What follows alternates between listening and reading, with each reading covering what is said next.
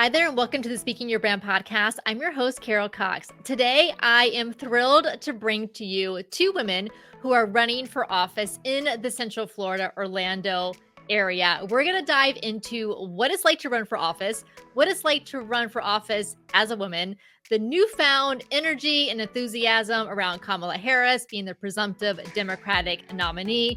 This episode is airing just as the Democratic National Convention is kicking off. So really the entire country is going to be reintroduced to Kamala Harris this week. And I know so many of us are excited about that. So let me tell you about the two women I have joining us today. Jennifer Adams is running for the U.S. Congress in Florida's District 7. She's a Florida native who grew up in Central Florida. She's a mom and a small business owner, and she has a very specific story about what happened to her and her family that really drove her decision to run for Congress, and she'll share some of that here today. Sarah Henry is running for the State House in Florida's District 38, also in the Central Florida, Orlando area. Sarah has worked in nonprofits throughout her career in development, project management, communications, compliance, and marketing. And her passion for political advocacy was born at a young age. I love this part. With an elementary school assignment about the laws she would change as the president of the United States. You know, I was also that girl who thought, sure, I can grow up to be president one day. Why not? Welcome to the podcast, Jennifer and Sarah. Thank you so much. All right, so Sarah, let's kick it off with you. Why did you decide to run for office? Sounds like the seed was planted at a very young age, but what prompted you to run more recently? Well, first of all, thank you so much for having us. I know both Jennifer and I are really excited about kind of the work we're doing here in Central Florida and in my case in Seminole County to organize our communities. I think for me, I grew up in a very political and engaged family. You know, I was going to the ballot box with my parents as soon as I could walk. And I think that's a really critical piece as far as being engaged early on in the process of that kind of decision making inside your family unit, but also, you know, for your community and by extension for your country. And then when I moved to Florida, I'm a transplant to the Sunshine State, as are, of course, so many voters across Central Florida. I really was excited to kind of continue that engagement. I volunteered on campaigns during undergrad. And then when I came to Seminole County, joined the Young Democrats of Seminole County and eventually served as the president of that group, which was just a wonderful way to kind of continue that advocacy with folks that I, you know, shared a lot of similarities with as far as kind of being in the same communities and really kind of further develop that advocacy and engagement. But one of the most critical pieces of making the decision to run for office was actually just being asked. I think that's something we talk a lot about as women candidates, as that often women have to be asked more times to run. And I think it is often that kind of abstract, oh, that's something I could do someday. And in my case, you know, that someday really quickly turned into, oh, let's think about next month. Because it was an opportunity to really develop a seat that needed investment and a community that deserved representation in Tallahassee that did care very deeply about their neighbors and about the needs of folks, which is unfortunately something that we don't really see in the Florida legislature right now. Sarah, I love to hear that someone asked you and encouraged you to run and that you said yes, because I always encourage women to run. And what do they say? Oh, yeah. Not now. It's not a good time. I'm like, it's never a good time, right? That's right. It certainly, there's always something else going on. I can tell you, I was a brand new newlywed and came home and told my husband, you know, somebody called, you know, the someone at the state level had called and they're interested in me and think this seat is a really good opportunity. And I'm sure this is exactly what you plan to be doing for the first 2 years of our marriage. Well, if you survived this, you're good, right? Yes. Yes. Yeah. All right. Jennifer, now I know that you've also been involved in advocacy work, and your story and your experience very much led you into the decision to run for Congress. So can you tell us about that? Absolutely. Thanks very much for having me. I really appreciate it. And it's always nice to be amongst other women talking about things like this that not a lot of women typically do. So appreciate it very much. So I stepped up to run in Florida's 7th congressional district, which is actually one of the most flippable congressional seats in Florida. And, I come at this from a little bit of a different space. I never thought I'd be in politics. That was not something that was on my radar. I was a sports broadcaster, and then I went into being a small business owner, owned my own store with my sister, and had kids. And then the policies and the legal system, though, impacted my life in a way that I wasn't able to get equal protections like I had learned about, right? So I was doing laundry one day. I went in, was looking in my husband at the time's gym bag, came across pills that were in a envelope, and went and Googled them on the computer to find out what they were. And when I saw that they were synthetic heroin, Oxycontin, that was the last straw. Like, had been going through,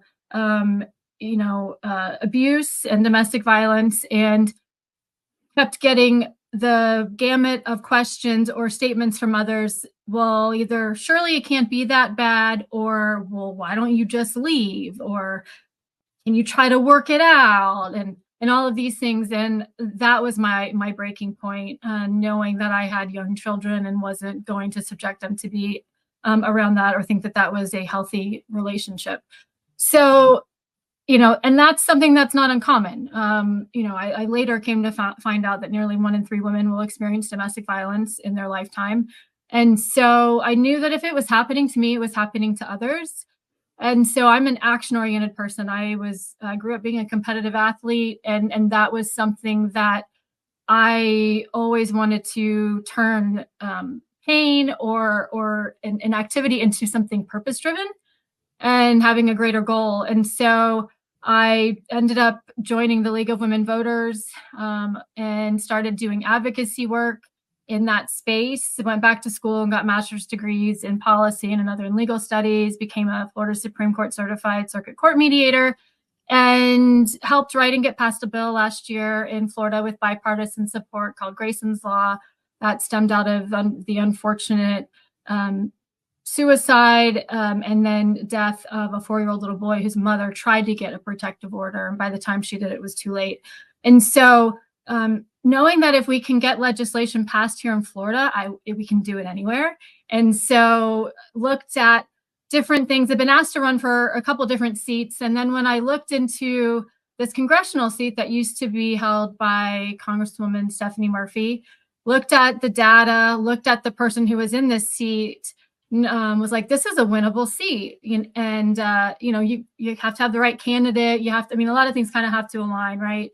And so when I took a look at that, and then the incumbent, who's this extremist who is not representative of this community, as somebody who's a native Floridian, somebody who's grown up here, somebody that doesn't live in our state, somebody who is very extreme, not representing all of the people in this district, somebody who sells arms to foreign countries that he will not disclose. I was like, this is my congressperson. This is not okay. We deserve and can do so much better.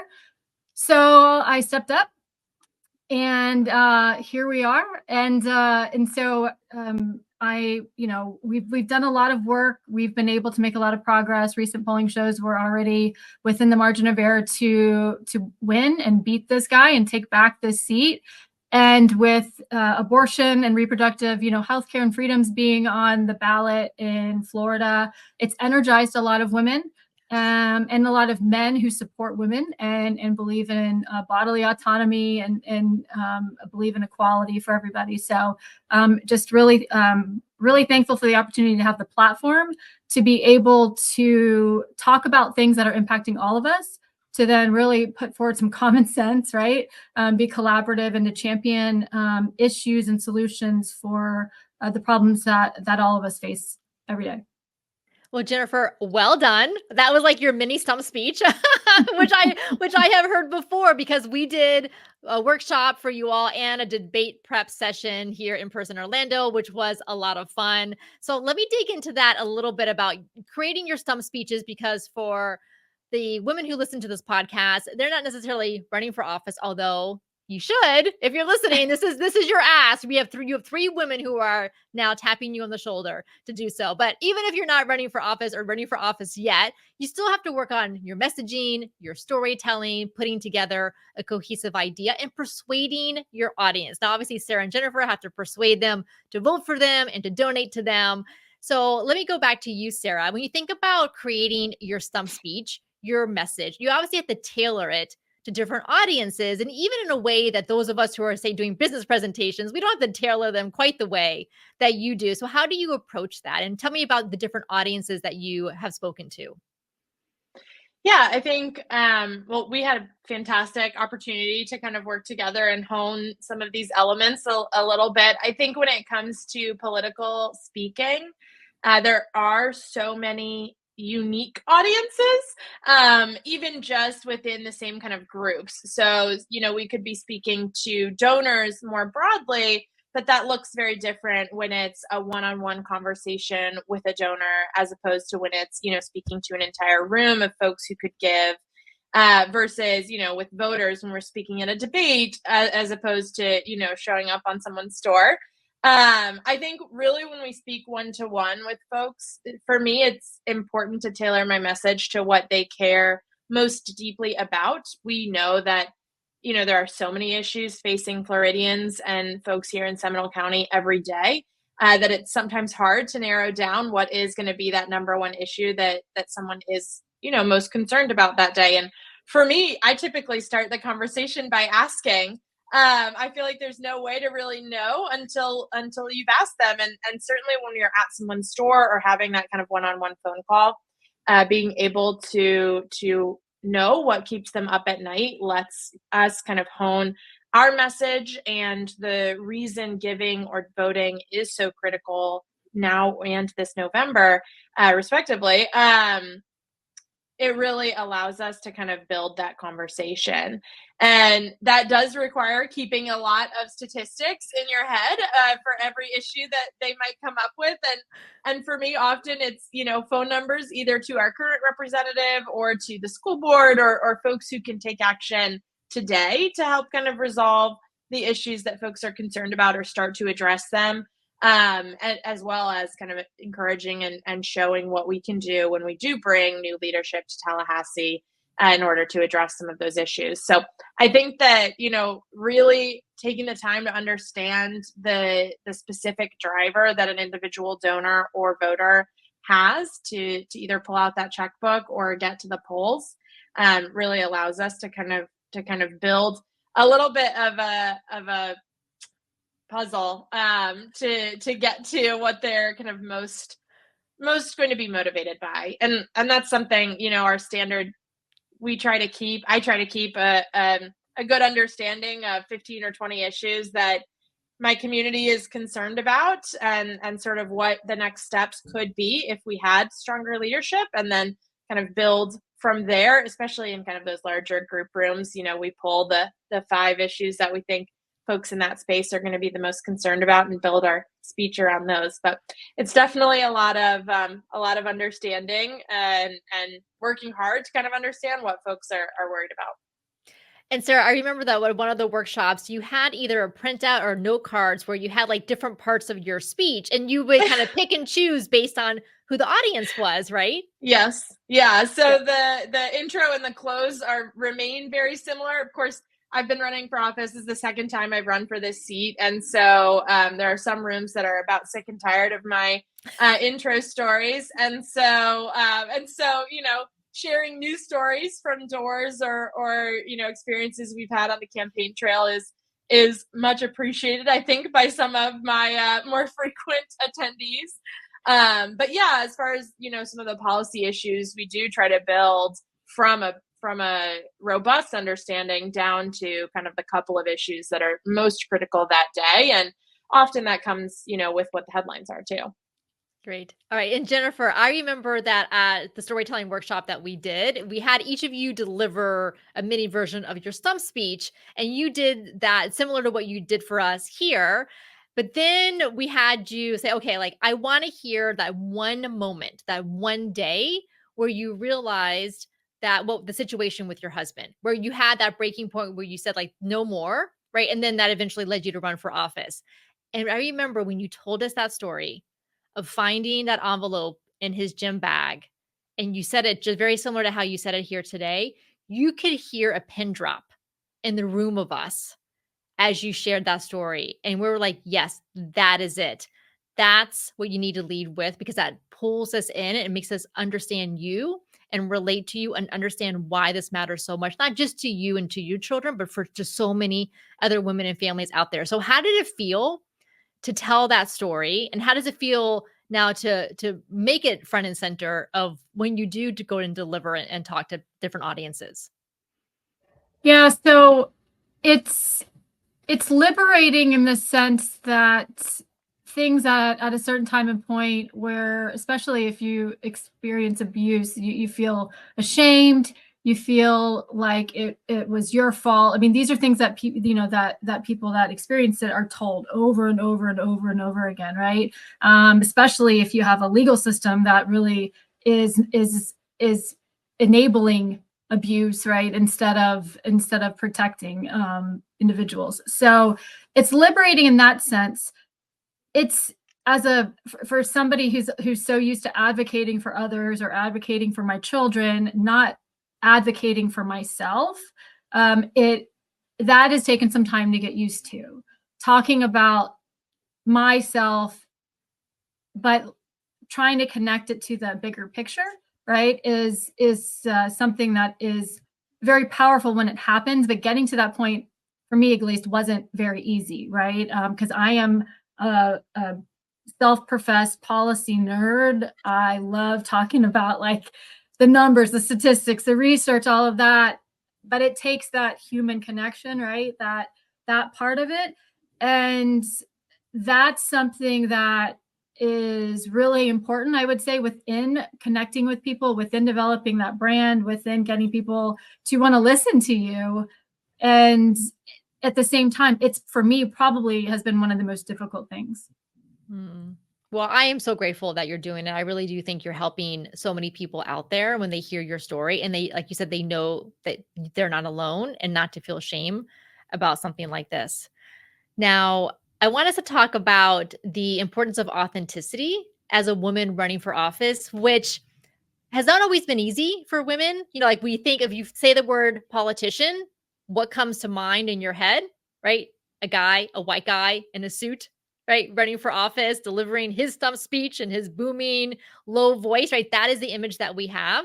And obviously, you know, we're seeing more and more women run for office, which I think is changing that default image that we have. And of course, as I mentioned in the introduction, we now have Vice President Kamala Harris, who is the presumptive, about to be, I would assume this week that this airs, the Democratic nominee for president.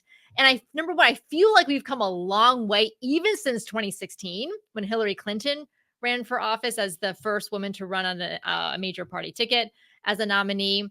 But really, what I have seen since Kamala Harris became the presumptive nominee is the surge of energy enthusiasm. Over $200 million donated from people, many of them first-time donors in the first week that this happened.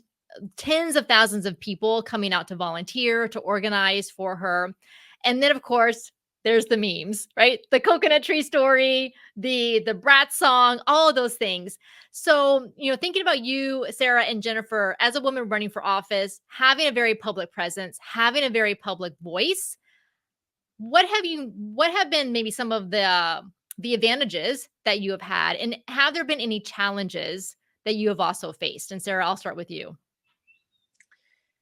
Yeah, I think, I mean, for one, it's harder to raise money as a woman. That's just like the way, the name of the game, unfortunately, in politics, is that running for office costs a lot of money. And statistically, it's harder to raise that kind of money as a female candidate. That doesn't mean we don't work exceptionally hard to combat that statistic. And certainly we do. And I know Jennifer and I could regale you with tales of miserable and never-ending call time hours to raise those dollars, but we'll spare you the pain by association.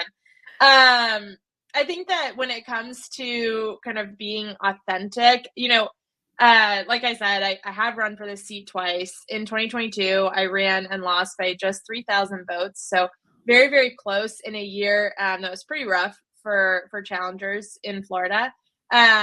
And in that time, I feel like I spent a lot of time on my last campaign trying to build an image that I thought the average Seminole County voter would resonate with, in terms of, trying to appear a little bit older. I'm very young to be a candidate for public office, in terms of, trying to just present in a way that I thought more people would resonate with. And this time around, we've really kind of stepped that back and leaned into a lot more about who I am.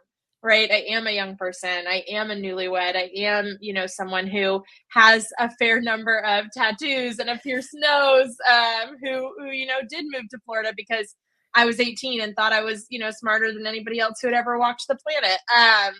And so I think that has been really helpful in terms of not just building those relationships with voters, because voters are smart. Folks understand, they can see right through you when you stand at their door, and they know if they're talking to the real you or a sham.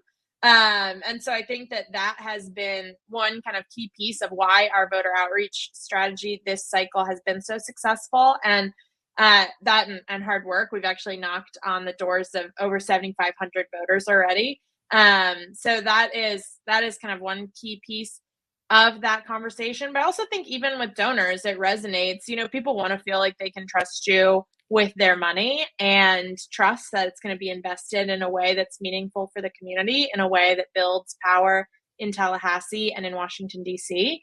And being able to be very authentic with donors, I think, does help those conversations.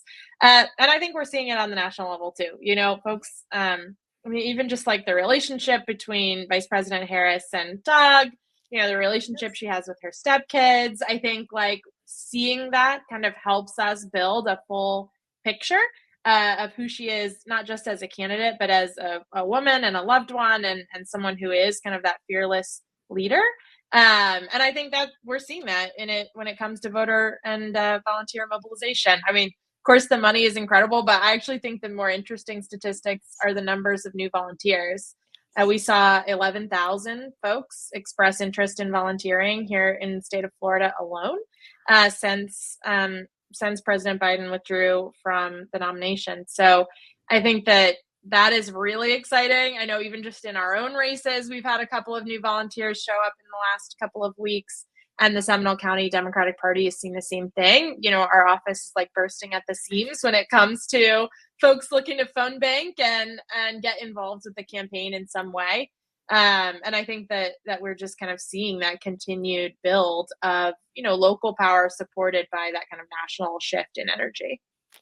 And what a valuable lesson, Sarah, because you have the contrast between when you ran in 2022 versus when you're running now, and how you felt like you had to be a certain type of person running for office versus who you are now, and the difference that has made. Well, and I think, it is a real difference. And I think part of that is that I didn't see folks who had that experience running for office. It was a lot of older, retired, wealthy folks, especially in Florida. Being in the legislature is a full-time job with a part-time salary. And so you end up with folks who have the financial resources to do that, which is not usually someone, who's 26 years old. And so I think that is kind of part of it. But definitely it was a mental shift to say, okay, well, yeah, maybe there aren't people who look like me in the legislature, but that doesn't mean that there shouldn't be. That doesn't mean that I need to change it. It means that the landscape of the legislature needs to change. Yeah, I love that. And I'll just do a plug now, and I'm going to do a plug again, is that how important it is to donate to women who are running for office. So for those of you listening, donate to Sarah and Jennifer. You don't have to live in their districts to donate to them. Their links are in the show notes. So go to their websites and donate to them. But really find the women who are running for office in your area, whether it's Congress, state house and state senate, county commission, school board, city commission. I can imagine. I've helped women run for office before too. Just getting a $50 donation or a $100 donation, much less maxing out. I can only imagine how validating that feels as someone running for office, that someone believes in you enough, especially even a stranger who you've never even heard of before, comes to your website and donates. So Jennifer, let me ask you first about raising money, and then let's go to this question of authenticity as a woman running for office. Yes. So the money part is interesting. And it's kind of like you call a bunch of people, you send out, text, emails, and I never know who's going to give and who's not. That's one thing I have pretty much as a certainty, is I don't know who is going to give and who is not. And people surprise me all the time, both good and bad, honestly. And so, it's usually the people who I think that will give that don't, and vice versa a lot of the times. And it's kind of, interesting to see how women can be very hard on other women. They can, really kind of scrutinize and be some of the more, push back on that a little bit more than I would have thought initially. It costs money to run. It costs money to engage with people and to do it in a way that you will win, right? And so that's what's so important, because nobody can do this alone and be successful. It takes a team. And whether people volunteer their time or volunteer with a skill set that they have in kind, their whatever their craft is, whatever their area of expertise is, money is another way, but also the social media is another way that people are gauging candidates. So it's an interesting thing, because in Congress, there's less than 7% moms with school-age children serving. There's less than 25% women, period, serving in Congress, right? And this is the farthest we've come, right? If we're going to get equality, I'm going to be long gone. We're all going to be long gone before that ever happens, if we continue at this rate, right? But the money part is really, really important. And our system as a whole is really not a very fair system in terms of running for office, right? Other countries do it differently. Everybody gets seed money. They get a certain amount. There's lots of different ways that some of the other countries do it. Our system is set up like it still is the same way. It's for, typically white men whose jobs will help support them to run and who have the connections to do that. I think social media and the internet and things like that have changed that to a certain degree. People can get their message out, but donating to good women candidates who empower other women is super, super important, particularly now more than ever, in terms of the rights of women going backwards. So I think it's super important. And then on the branding piece, the authenticity piece of being able to put that out there, it's everything. It is everything, whether it's running for office or developing a relationship or a friendship or a client. If people don't feel a connection, then they're not going to want to really be around that person, right? And so the authenticity, meaning, having a deeper purpose, being okay talking about your failures, because that's what makes us human, right? Having that empathy for others and being willing to say, I'm sorry, or I learned this, or that's not okay.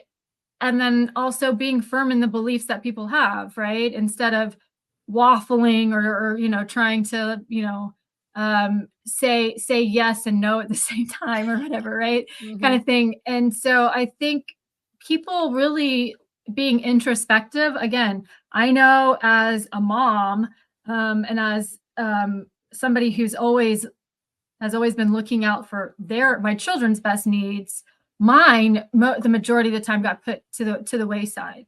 And so being able to like take the time to be like, okay, what is this about? Who am I? Kind of, and have to kind of reinvent myself. It's so important, and women don't do it enough.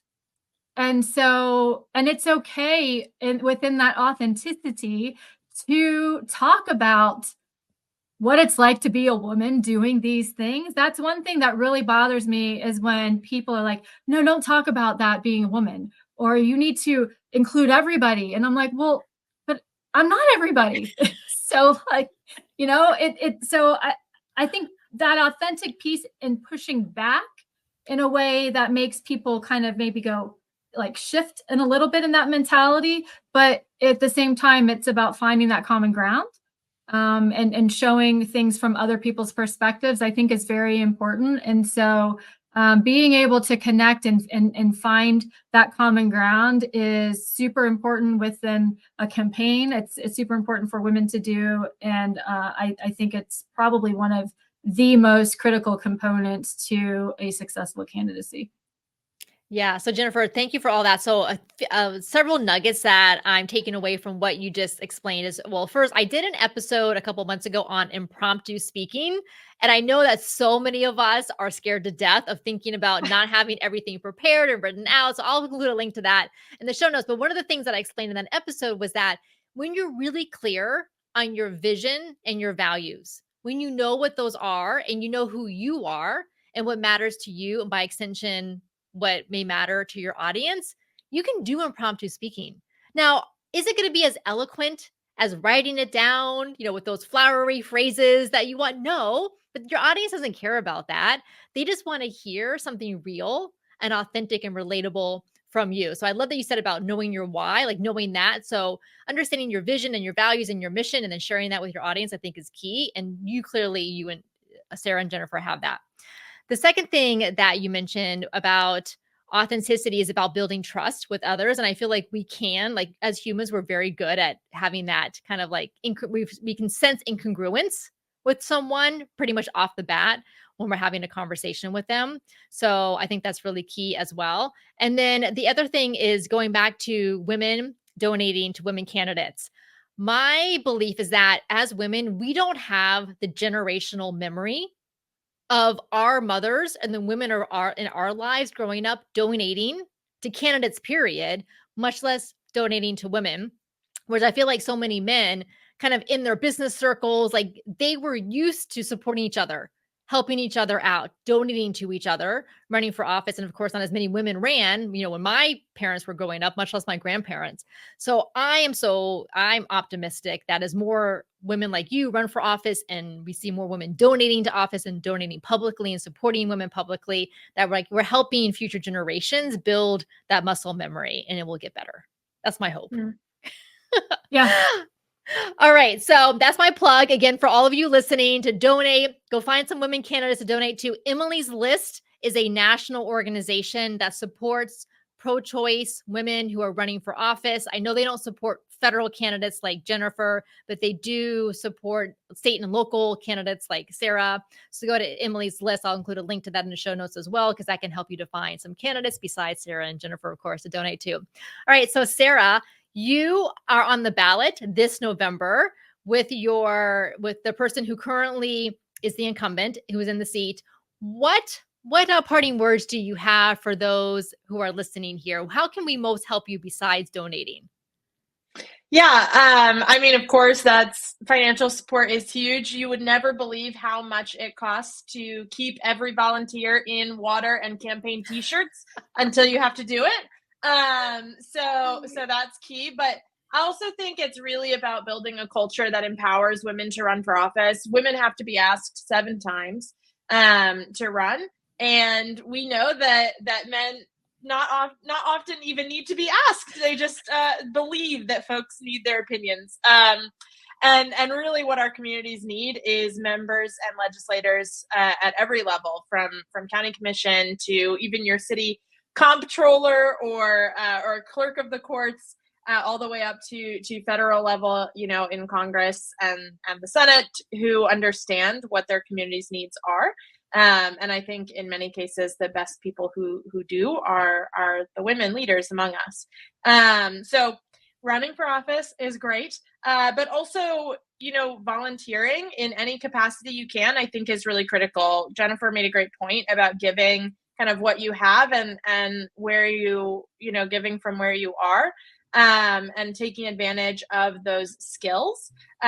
First of all, we always need more folks to knock on doors. Everybody always needs more folks to knock on doors. It is the most compelling way to bring a voter to the polls.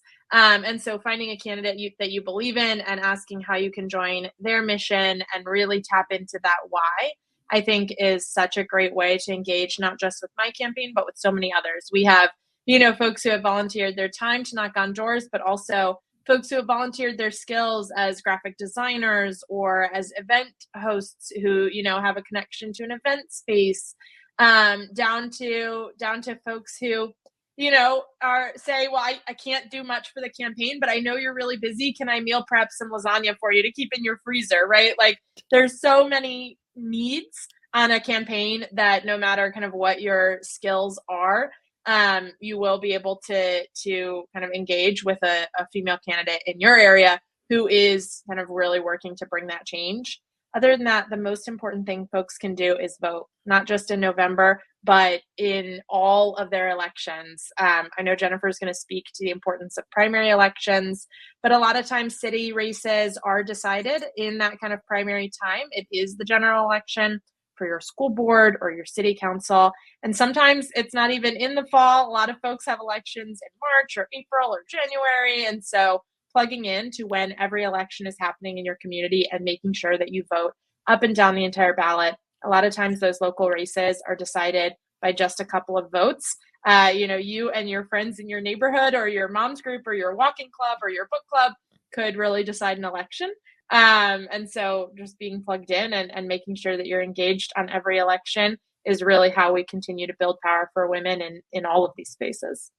So well said, Sarah. And check also your local elections office to see what is available for either vote by mail as well as early voting. Here in Florida, Yes. We are very fortunate. You can request a vote by mail ballot. You don't have to supply a reason like you used to have in the past. I always do that. I actually have my ballots over here on the desk for the August primary because it just makes it easy. I can take my time. I can do research on the amendments or on the candidates and the judges, and I can fill it all out. And then once in a while, I'll even take it and go to the polls and actually turn in the absentee ballot, and then actually vote in the booth when I feel like it.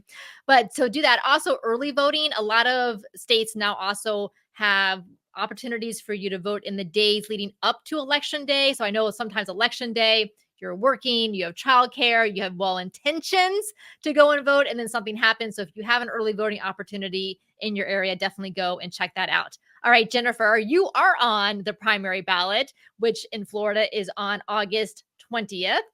And so tell us a little bit about what it's like to run in a primary, because I know you kind of have to focus both on the primary, but also on the general election at the same time. Yeah. So, as somebody who has done a lot of work, and somebody who's like the only person who is from here and who lives in the district who's running, it's been that's been a plus, right? In terms of people, if they don't know me, they can look and see the other advisory boards or other spaces that I have already given back in, and am able to be somebody who's been in a lot of spaces and has built relationships with different organizations, with different elected officials, and have worked through the process, right? I've led statewide advocacy and things like that. And so, you have to engage with all of the voters. But if you've already shown to be competent and to already have been able to accomplish a lot of the things that you would as an elected official without having been an elected official, that's obviously a bonus and a plus as well, right? And so, and I think being able to find candidates who are, especially in this district, because it's like a third in terms of voter registration, to be able to find somebody who is kind of able to connect with and speak with a lot of those different groups is really important to be able to win. And so, you know, we've been messaging a lot of this as a campaign for the general, right? In the sense that talking to all of the voters, because that's kind of what this district has been lacking with the current representative, right? And so people are tired of extremism on both sides in this district, and I think in the country. And I think it's a breath of fresh air to find somebody who has been able to, you know, help put together a legislation that does get support and does pass, and is able to kind of navigate those different lanes and provide common sense solutions, right? And be able to communicate those, because, like, you know, childcare and caregiving is a big thing for me. And it's something that in our country, we're like the only developed nation that doesn't have a federal infrastructure to support small businesses, to support working families, to support you know, the elderly population, which is going to double here, right, in the next you know, 20 to 30 years. And so being able to be thinking large down the road as well as short term, to something that we should have. There's no excuse for us to not. But having looked at who the people are that are in office, I'm like, you know what? It's going to be easier for me to run for Congress than it is to get a bill passed. So like, that's kind of like where I'm at in this. And so, yeah, we have a primary election, and you know, a lot of times the way that a lot of these parties work, it's kind of archaic in the sense that, okay, well, if there's a primary, we stay out of it and kind of wait. Well, in Florida, we have such a late primary. We only have a couple of months between the primary and the general. So it's very difficult to gain and keep up momentum in such a short period of time.